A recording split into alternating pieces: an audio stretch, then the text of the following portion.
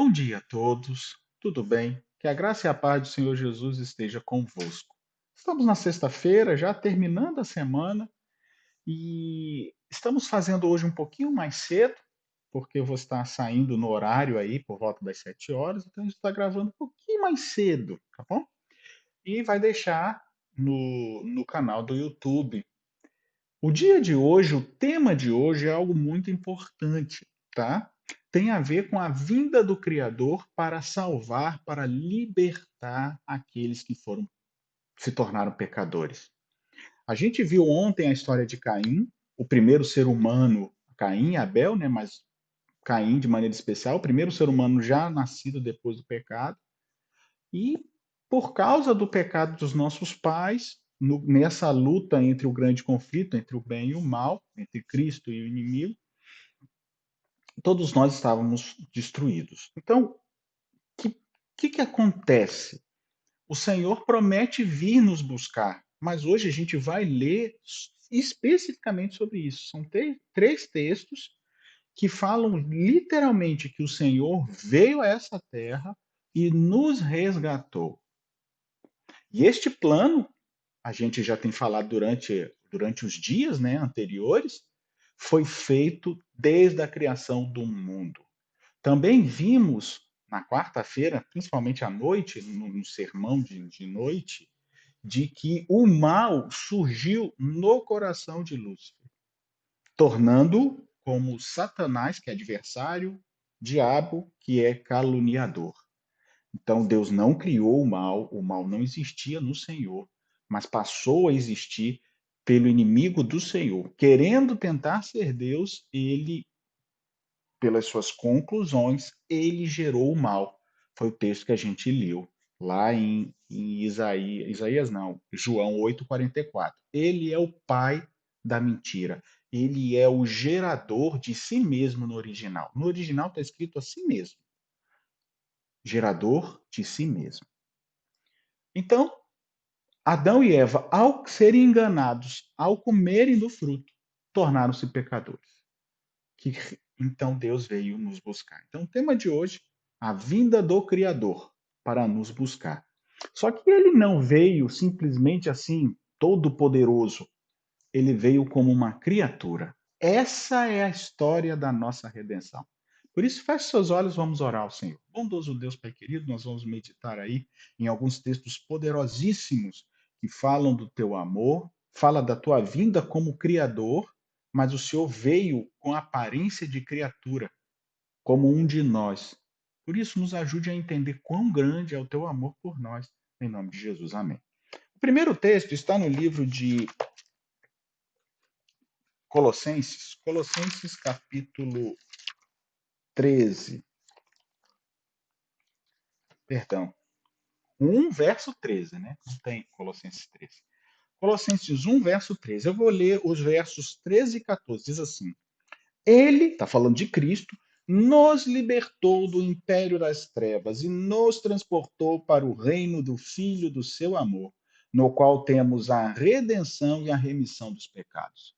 Então, queridos, o que a gente pode perceber aqui é: estávamos nas trevas, no medo das trevas, e ele veio nos libertar, nos transportar para o reino do Filho, seu amor. Olha que coisa bonita. Você percebe que você agora faz parte de um outro reino, de um outro mundo?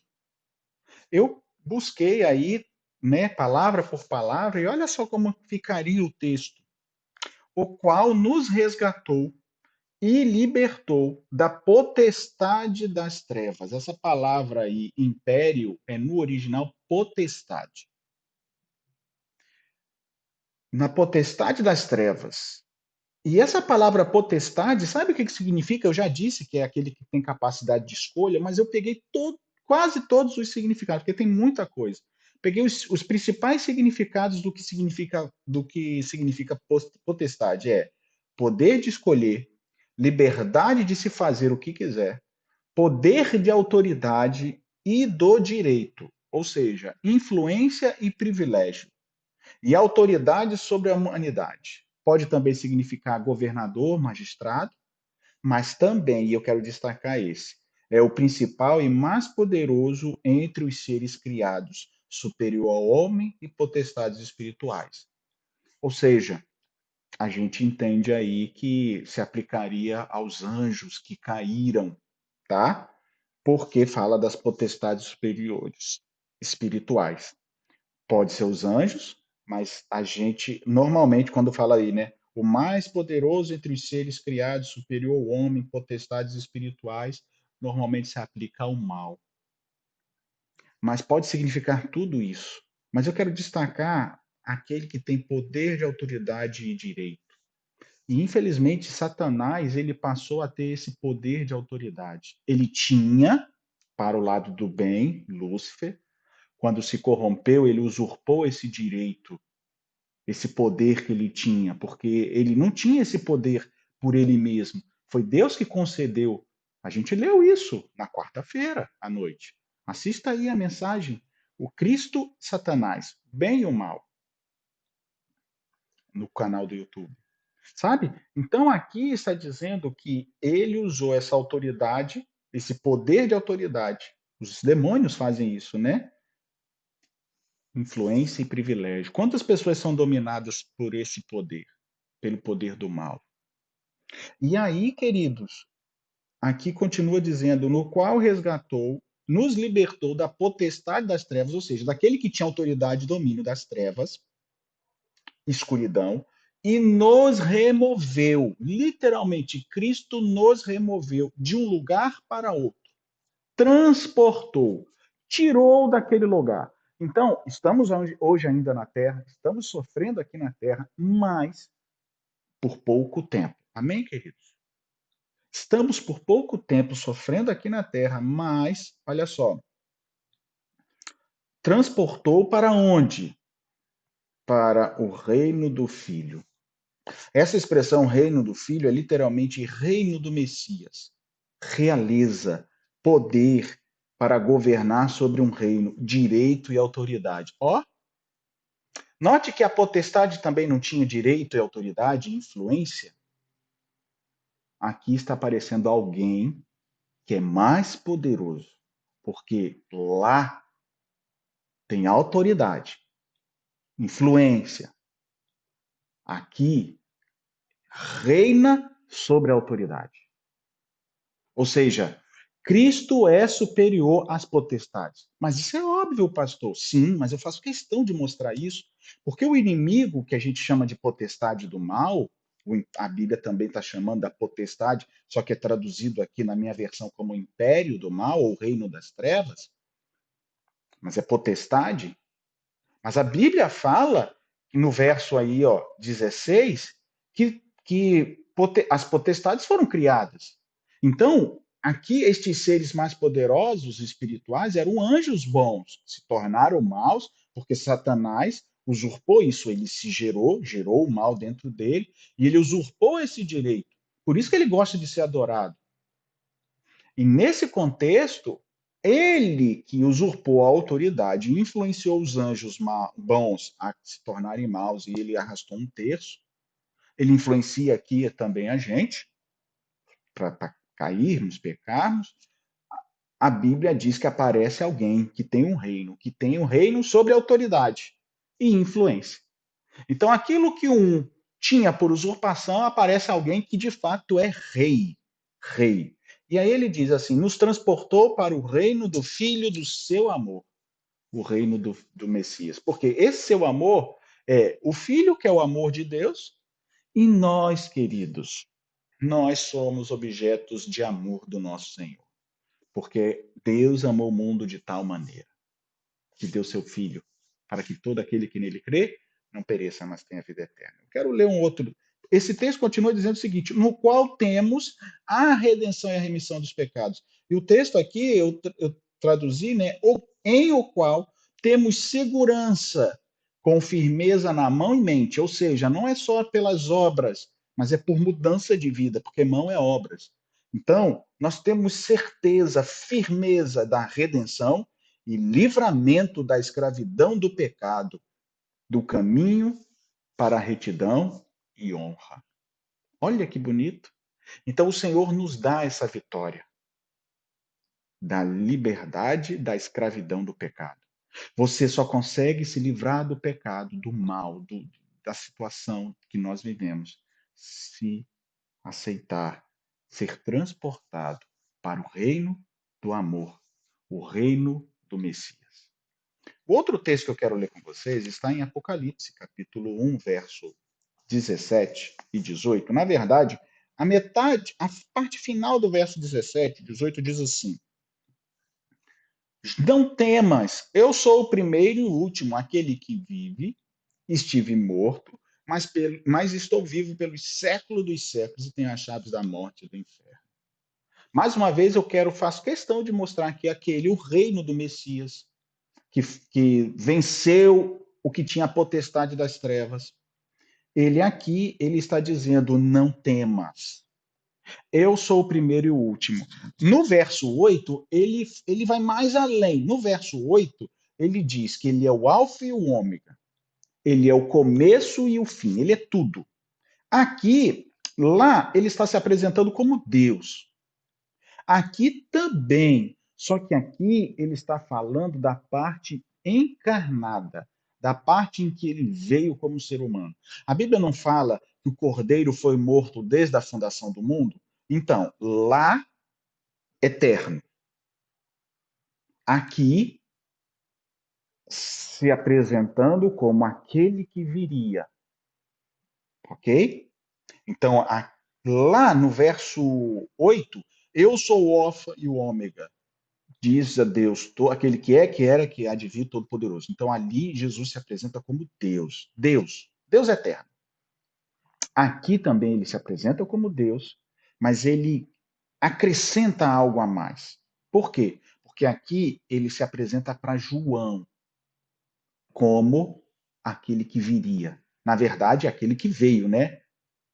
Viria, porque antes do pecado era só um plano, esse plano se tornou efetivo quando o pecado apareceu, principalmente quando os nossos pais caíram, foi mostrado a eles.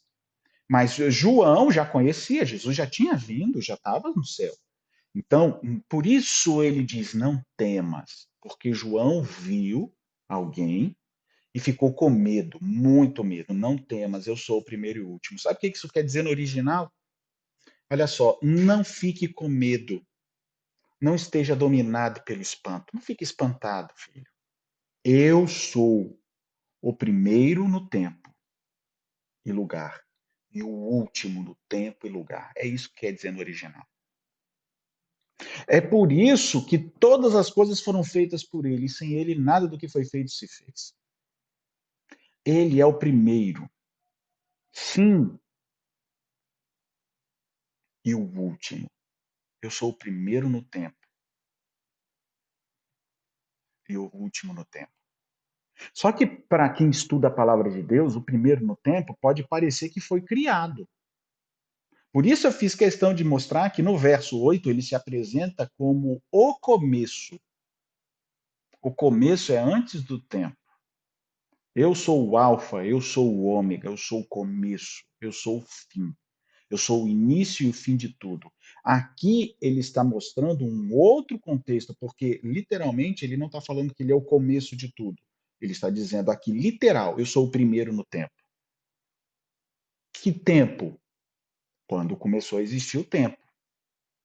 Só que aí, quando ele está falando aqui, é no contexto da salvação.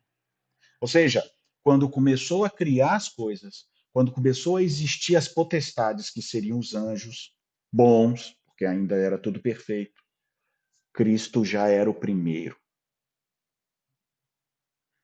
Eu já era o primeiro aqui, filho. Eu estou criando as coisas, estou criando as potestades, estou criando tudo. Eu sou o início. E aqui ele continua. Eu sou o primeiro no tempo e o último. Tenho a vida verdadeira. Tornei-me morto. Mas veja, essa expressão aqui, mas eis que estou vivo, no original dá uma ênfase, mas veja, olhe, repare, filho, Ele diz assim: eu me tornei morto, não é isso? Tornei-me morto, mas veja, repare, estou vivo, eu sou vivo para sempre. Tenho nas mãos as chaves da morte e da sepultura. Sabe, queridos, Deus, no verso 8 é eterno. Cristo. Está falando de Cristo também. O Pai, Filho, mas aqui em especial Cristo. No verso 18, no verso 17 e 18, Jesus se apresenta como aquele que morreu, aquele que se ofereceu para morrer, porque aqui ele ainda não tinha morrido quando ele apareceu com um plano. Só que agora, aqui no verso 18, ele diz: morri, morri, estive, me tornei morto, porque ninguém podia matá-lo. Quem poderia matar aqui na terra? Me tornei morto, mas vivo. Sabe, queridos, eu termino esse momento lendo só mais um verso. Está no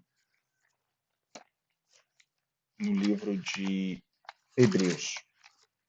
Hebreus capítulo 2. Eu sei que é grande, a gente não pode delongar muito, mas com o passar do tempo a gente vai estar falando mais coisas, principalmente sábado. Sábado nós vamos falar bastante porque a mensagem de quarta a gente não terminou, né? Os slides ali ainda vão continuar. Hebreus capítulo 2, verso 14, diz assim: a parte final, metade da parte 14 e os versos 15. Ele igualmente participou para que por sua morte destruísse aquele que tinha o poder da morte, a saber, o diabo, e livrasse a todos que, pelo pavor da morte, estavam sujeitos à escravidão por toda a vida. Que texto, hein? Note que eu peguei só texto para dizer que Cristo veio e destruiu. Ele veio e destruiu, literalmente, pastor. Ele veio e destruiu tudo. Tudo do mal para nos salvar. Por isso que o amor de Cristo nos constrange, queridos. E eu termino mais uma vez lendo aqui o que eu traduzi, porque olha só, a palavra eu sou, né? Aquele que era, que tem o poder, é aquele que sempre está presente, aquele que existe, aquele que acontece, que faz acontecer as coisas. E no verso 14 diz assim: através da morte, Cristo está falando, através da morte dele, eu fiz de uma pessoa não ter mais eficiência. O objetivo da morte de Jesus era tornar Satanás inoperante. Era para ele não ter mais eficiência. E de fato, foi o que aconteceu, porque ele tem o quê? As chaves, não é isso? No Apocalipse 17, 1, 17, 18, ele fala: eu venci, filho, eu vivo, eu tenho as chaves da morte. Ele tem o domínio agora, porque quem tem a chave é que pode abrir e fechar, quem tem o domínio. E aqui ele diz assim: através da morte, fiz a pessoa não ter mais eficiência, inoperante, o que tinha força e grande poder de morte. Isto é, o diabo caluniador, que diabo quer dizer caluniador e difamador. E aí o texto continua, porque ele destrói, a saber, quem tinha o império da morte, o inimigo, e aí ele remove estes. Estes quem? A quem quer que através do medo da morte era sobre obrigação, sujeito à escravidão por toda a vida. Nós, por medo de morrer, porque ele tinha o poder da morte, nós estávamos escravos, escravos dele por toda a vida. Não é assim, queridos? Agora apareceu alguém. Esse alguém é a Cristo. A todos quem quer. Você quer que Cristo te liberte? Você quer que Cristo seja o mais valente? Feche seus olhos, vamos orar ao Senhor. Bondoso Deus, Pai querido, agradecemos a Ti as bênçãos, estamos terminando este momento. Nos ajude a buscarmos a Ti e entendermos que o Senhor é tudo em nossas vidas. Te agradecemos, Senhor. Te pedimos a Tua bênção, em nome de Jesus. Amém. Que Deus te abençoe e que a graça e a paz do Senhor Jesus esteja convosco. Amém.